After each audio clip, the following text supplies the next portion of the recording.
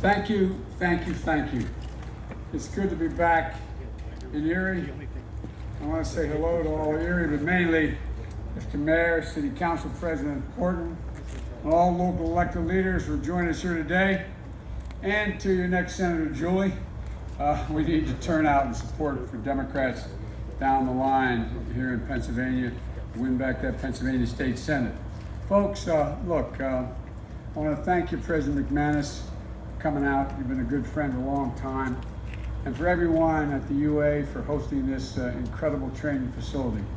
And I'm so grateful to have earned UA's endorsement. You have over 355 proud plumbers, pipe fitters, and more behind me than I can possibly thank you for.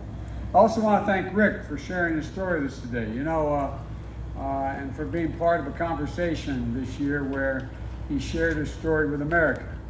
And Rick, Delaware is thought of being a great corporate entity and chemical facilities and all those things, but we have a $4 billion, as you probably well know, agricultural industry in the Delmarva Peninsula.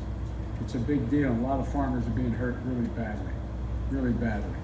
Farmers all across the country have been gutted by the president's broken promises and reckless trade war. But our farmers, just like our union members and anyone who actually does an honest day's work, see him and his promises for what they are. Rick, I want to thank you, and I think you put it best in the op-ed you wrote last year. You said, it's a bunch of hot air and cold wind. Folks, this is it. The election's here. The choice couldn't be more stark. The stakes couldn't be higher. So many Pennsylvanians are facing hard times right now.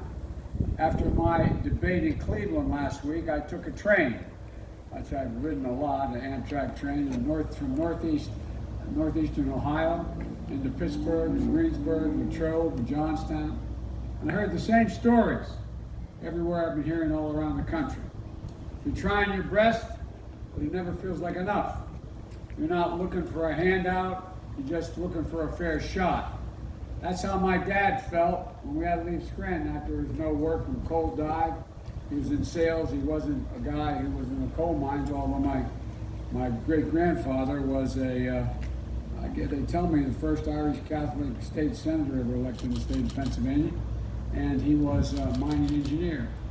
But I remember him saying he made that walk, which a lot of you know here in Erie.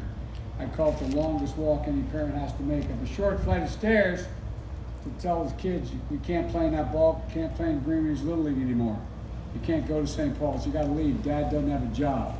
I'm gonna have to leave. I remember him taking me home, us home, my mom and 3 children at the time, home to my grandpops. And it took how much pride it must have cost him to ask my grandfather, when you take care of Gene and the kids, I'll be back. And he started commuting every weekend, 157 miles down to Delaware where he had grown up. We ended up in a steel town called Claymont, Delaware. Then we went to Wilmington. My dad got a sales job, and he worked hard. It took about 4 years to build a decent middle-class life, to be able to buy a home. But it wasn't easy for him.